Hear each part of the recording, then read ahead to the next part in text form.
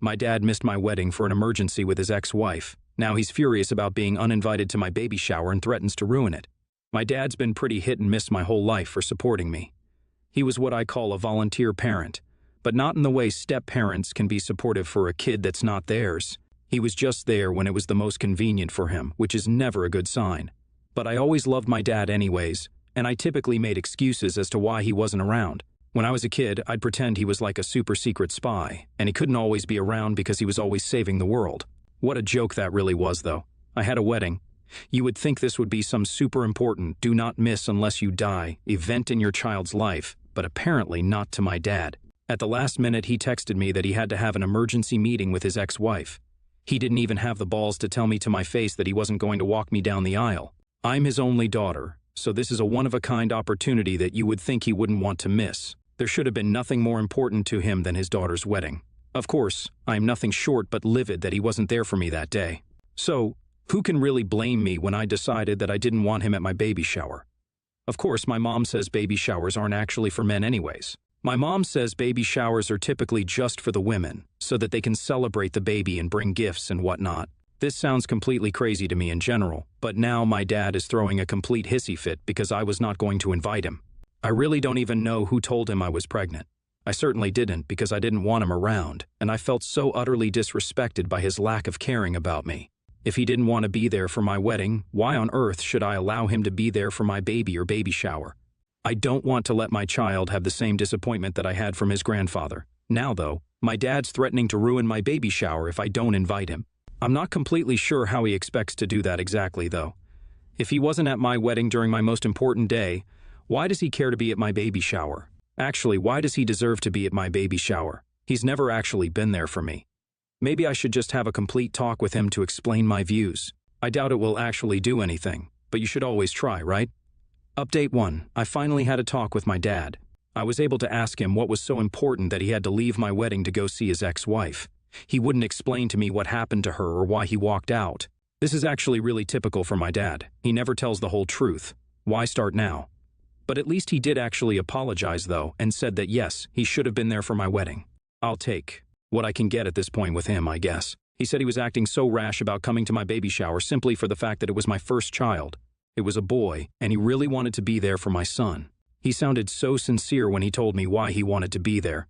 It's completely possible that I could be getting played yet again with this whole ordeal, and I really feel like he's being sincere, but I don't know. I don't think he still deserves to come to my baby shower. Of course, I don't want him to miss out on anything since it's his first grandson, but I really need him to show some initiative here. That being said, during our meeting, I told him that I had to really think about everything before I gave him an answer on if he could come or not. He's my father. If he wants to be there in that way, I want him to be there, but it's also a question of if he actually wants to be there. Is he going to let me down and not show up after all he's threatened and I'll just have to let him back in? Or is he going to actually show up and be what he's supposed to be as my father? Anyways, I guess I'll figure it out. I want to do what's right for me, not what will make him happy. Update 2. Alright, I made my decision. I decided he can't come. I can't continue to let myself be subjected to his constant disappointments. Either he shows up in my life or he doesn't. He can't continue to get my hopes up just to let me down. I'm going to tell him that I can't do this anymore and that he's not invited to my baby shower. Well, that went about as well as you figured it could go. I told him in person and he walked off without another word to say. I figured, of course, that he was mad, and I can understand the fact that he was mad, but I hoped he would just go cool off and that would be that. Of course, for my dad, that wasn't the case. My guests and I got to the baby shower and everything was going really well. We played games and were in the middle of opening the presents before eating and then continuing more games afterwards when someone walked in wheeling a box. The box was wrapped and looked just like a big present. The man appeared to be in a delivery uniform, which was okay. I assumed that someone had bought maybe a stroller, or who knows, maybe even and it was being delivered as those items can be pretty big. Boy, was I wrong. The delivery man got the box to me and I started to open it, but the box started to move. This, of course, really scared me. The box tumbled off the platform, busted open, and my dad popped out. Not only did he pop out of the box, but he was dressed like a clown of all things. He kicked out of the box so haphazardly, looking like he was drunk. After kicking out of the box, he jumped up and tried to do like some weird-ass dance. He ran around the room screaming and singing for several minutes, annoying my guests. Then came back to the front of the room where I was and yelled to everyone at the Party that he was my father and I had denied him an invite to my baby shower, and that he didn't know how I could be such an ungrateful daughter. This obviously upset me. I'm pregnant after all, and now my father comes in looking and acting like a complete idiot, embarrassing me in front of all my guests. I broke down crying. I literally broke down crying and got up and just ran out of the side door. I am at a loss for words about how anyone can be so insensitive to another person's feelings. What's worse is he made me out to be the bad person in front of all my guests when it's him who didn't come to my wedding. He's the one who was never there for me. The moment I choose to do something for myself instead of putting out an olive branch and allowing him to be there. I don't know. I don't know what to say. I don't know what to do. I am at a complete loss for words, and my father was the worst person in the world. I've decided from this point forward to just cut him out of my life. He's never been there for me, and he always ruins everything in my life. I will be much happier without this volunteer parent being in my life or my son's life.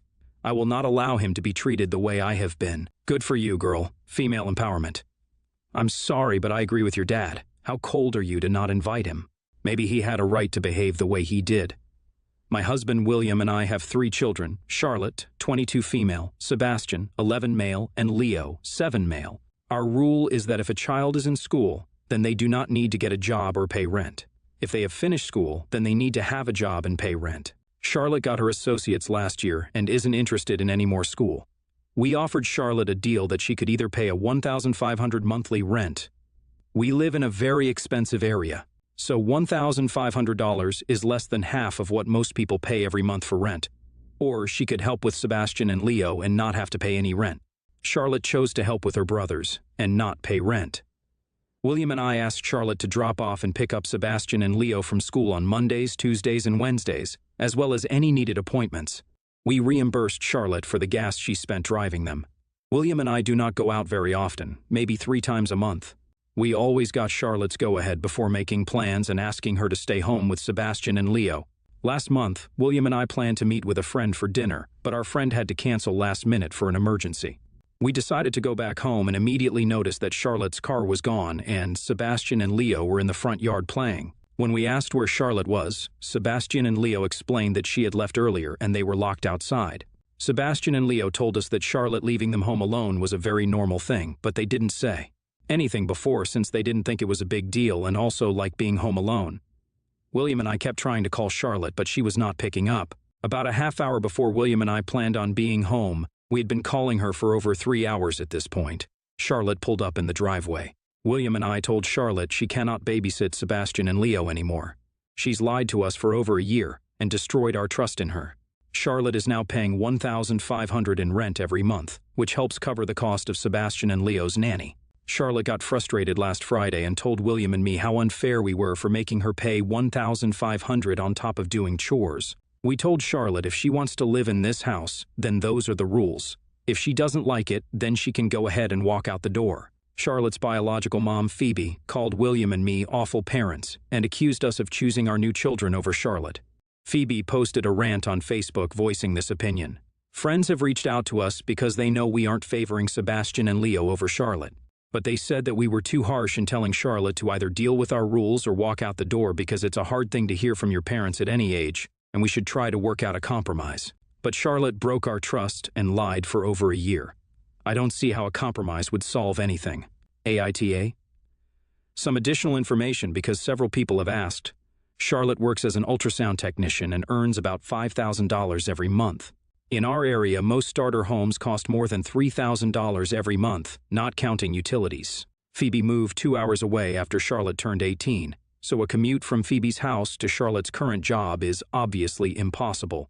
That is Phoebe's reasoning for why she cannot take Charlotte in and expects William and I to just let what Charlotte did slide. It looks like there's been some confusion. When I say starter home, I'm referring to a studio apartment or a single room in a shared apartment. Charlotte gets a massive discount living with us compared to if she lived on her own, especially because we provide her utilities and food at home.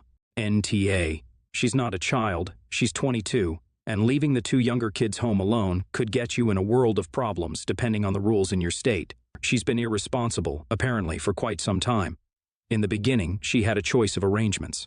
She chose the child care option and then didn't hold up her side of the deal, so you put her into the other option of paying rent. It's not like you kicked her out, which you totally could have done technically since she's an adult. If her bio mom is so invested in her living arrangements, why doesn't she offer a spot in her home? And if paying rent and doing some chores seems onerous to her, she's going to have a rough time dealing with full-fledged adulting when she's on her own. Seems to me the compromise here is that you're still letting her live in your home at all. SMH. NTA. You told her her options, and she chose to look after her younger siblings. Then she actively went behind your back for over a year, not fulfilling her end of the deal. Also, leaving the boys at home and locked out of the house seems to be the norm for her while you were out of the house. It's lucky you discovered what she was doing before something had happened to the boys. Also, $1,500 a month, there's nothing in a city that is expensive. If it's a major city like the one I live in, then that wouldn't even get you a studio apartment, so really she shouldn't be complaining because if she had her own place, she would pay rent, utilities, cook her own meals, and then still have to do chores. People saying you shouldn't charge your children are also the ones who get shocked when their adult children are not independent and still rely on them in adulthood. I'm 46 female. My daughter just turned 17 last week. She loves surprises, so I threw her a surprise party. I called, texted, contacted all her friends and invited them. My daughter has been best friends with Matt, 17 male, since elementary school, and they started dating 2 years ago. Matt is a really sweet boy, and he treats my daughter very well. I called Matt to tell him about the party, and he was a bit confused. He told me that he and my daughter broken up 2 weeks ago. That was news to me. My daughter was still going out at least twice a week, always telling me she was going out with Matt. She had even told me she was going out with Matt the night before I called Matt. I still have no idea where she's been going. And it's very concerning to me that it must be something bad because she's keeping up the ruse that she's still with Matt. Plus, she's been hanging out with some new people in the last few months. One of them is a person who my daughter used to joke about being a hard drug addict. She doesn't make those jokes anymore, but she used to make them very seriously and frequently, so that concerns me. I didn't say this all to Matt. I apologized for calling him and told him to have a good day before I hung up. He asked if he actually could come to the party as he really wants to talk to my daughter, and she's been distant at school. Again, Matt is a really good kid, and he's known my daughter for a long time. If she was really into something dangerous, like drugs or alcohol abuse, which sadly runs in my family, talking to him might be able to help her out. So I told Matt he could come to the party, but he had to leave if my daughter asked him to leave. Well, the party was last week, and my daughter was surprised by all her guests, but she got really mad when she saw Matt. I saw her having an angry conversation with him, and he left shortly after that. After the party, she told me that she and Matt were broken up and she couldn't believe he had come. I told her that I had known they were broken up, but I invited him because I thought it might be good for him to talk to her. She was livid. She called me a terrible mother, and she's been cold to me ever since. I understand how I could have hurt her, but I still don't know if I was fully in the wrong in this situation. I love her more than anything, and I really wanted to do what was best for her. I'm sort of lost, so I was hoping you all could give me a judgment so I can understand the situation better. Aita. You invited him thinking they were dating, fine. He told you they were broken up, so you assumed he wasn't coming, fine. He asked if he could come anyway. Correct response, let me ask my daughter if she wants you to come. Edit, if it wasn't the surprise party since it was, then it should have just ended there. Instead, you snuck it on her manipulatively. There are a lot of other things floating around this situation that is concerning. Stuff that you aren't wrong about and should investigate more. But that was what your question was about, so that's the ruling. YTA. Instead of asking your daughter why they broke and asking if she was okay, you decided to invite Matt to her party. I can't wrap my head around how you thought it was a good idea and why you thought it would be good for your daughter to have him there. You automatically took Matt's side and thought you'd make his feelings and wants he wanted to talk to her a priority over your daughter's. If she didn't want to talk to him, I would 100% have my daughter's back and not invite him. Did you even consider that he did something to your daughter to cause him to break up? Doesn't sound like it. How can you have so little disregard for your daughter, her well-being, and her wishes? Is this a pattern for you? Is there a reason your daughter withholds information for you? I used to do that with my parents, and it was because they never trusted me. They took everyone else's side and punished me when they didn't agree with the choices I made for myself. If Matt hadn't told you about the breakup, then you wouldn't have been the A, but because she didn't tell you either, so it would be her fault. But you have said you were indeed informed of the breakup, and you had only heard Matt's side of the story. Even if you think you know someone, there's always a chance they would do something you didn't expect. Maybe Matt managed to really hurt your daughter during the breakup, and seeing him again, therefore really upset her. Regardless of whether he hurt her or not, springing a confrontation upon her at an event that is supposed to be positive and a happy occasion for her is not okay. This was not the time or place for them to talk out their issues, even if she was informed beforehand. Why Tahir?